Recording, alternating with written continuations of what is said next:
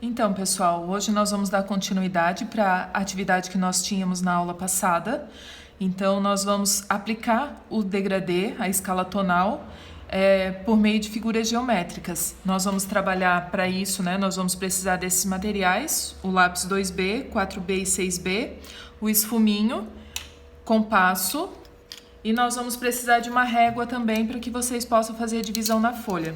Então, vocês vão pegar uma folha de canson, vão dividir ela na horizontal, no centro da folha, e na vertical, no centro da folha.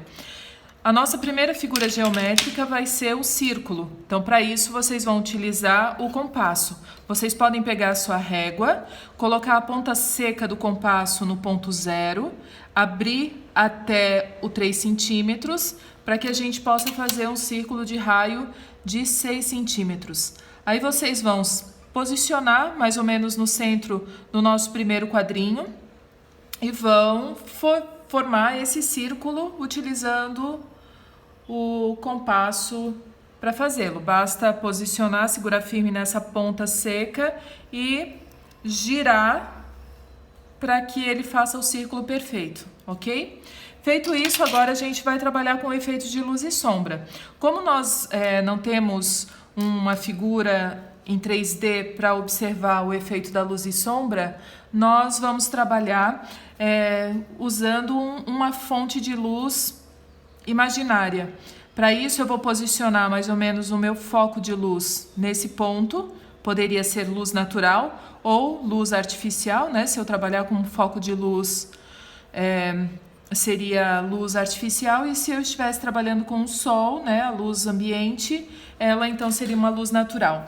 E aí nós vamos lembrar que todo o raio de luz, ele tem uma trajetória reta.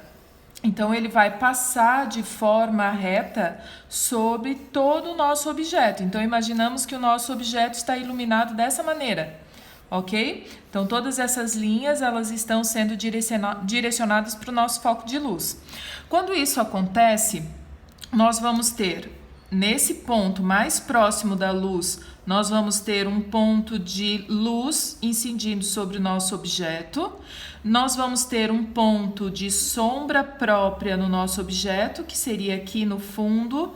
Então, essa área do meu objeto circular, ele seria uma área mais escura, considerada como a nossa sombra própria do objeto.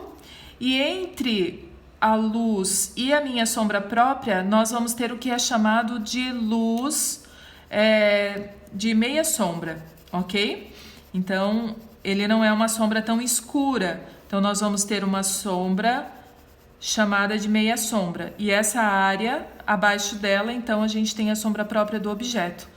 Vocês devem ter reparado que eu não encostei a sombra própria do objeto no final do meu círculo, justamente porque nós vamos imaginar que esse círculo está sob uma base, e nessa base nós vamos ter também a sombra projetada da nossa figura.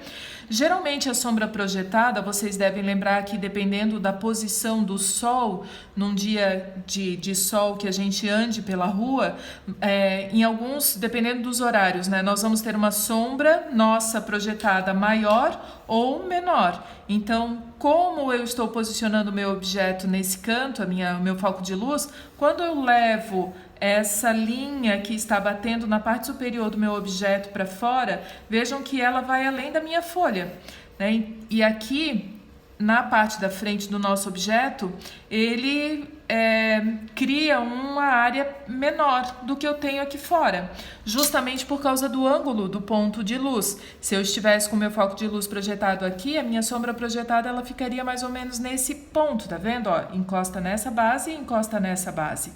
Ok? Então, a gente sempre projeta as linhas de acordo com o ponto de luz que nós estamos posicionando na nossa figura. Como eu tenho ele nesse ponto, eu vou ter então a forma da minha figura em elipse, né? Eu não tenho mais uma esfera, eu vou ter uma elipse.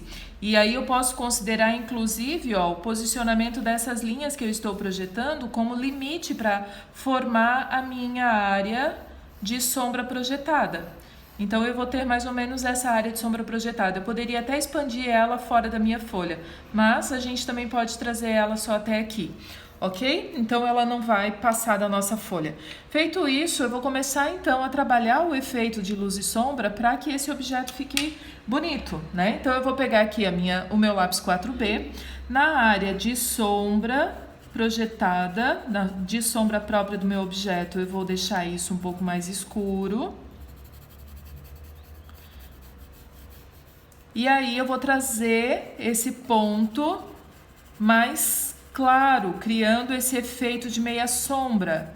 E aonde eu tenho a luz do meu objeto, eu não vou colocar nada de sombra. Como nós vamos estar trabalhando depois com o esfuminho para suavizar esse nosso traço, essa nossa ilustração, então quando eu quero luz de 100% de luz, né, ou zero de grafite, então eu não coloco absolutamente nada de grafite porque o esfuminho já vai criar um efeito um pouco mais escuro, tá?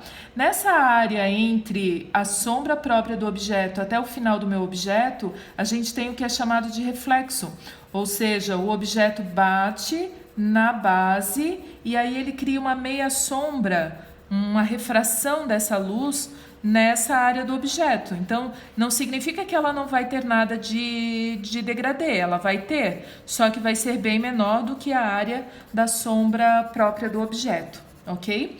Então, olha só, a gente já colocou o efeito do claro e do escuro na nossa esfera. Agora eu vou colocar a sombra projetada do objeto. Então, perto do objeto, ó, eu começo mais escuro e aí eu vou também criar um degradê nessa área. A sombra projetada, ela também é formada por um degradê. Ela não vai trabalhar já com tudo escuro, tá? Não é porque é uma sombra projetada que ela é toda escura.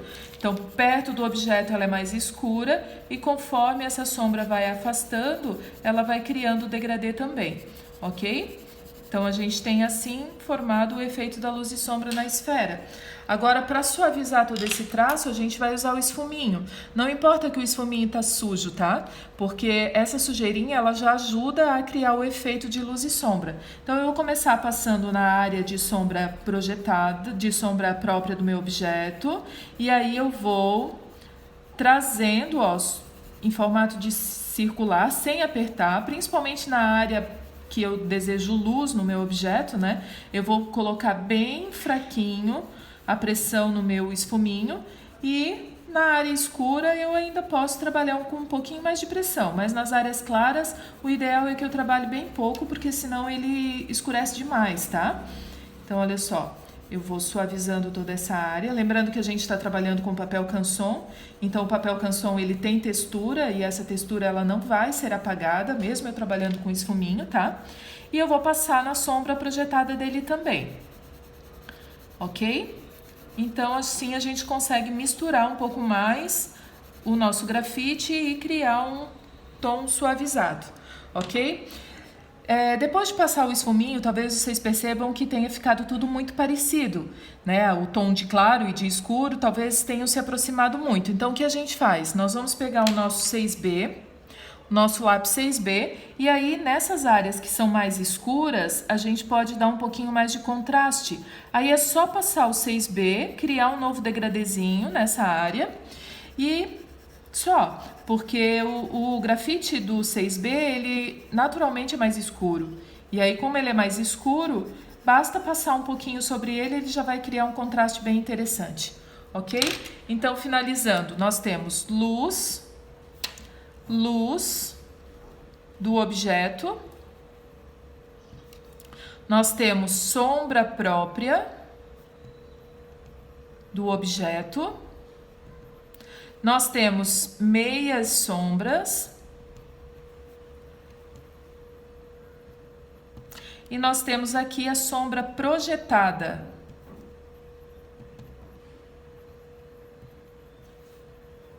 Ok? Muito bem. Vamos para a próxima figura, então.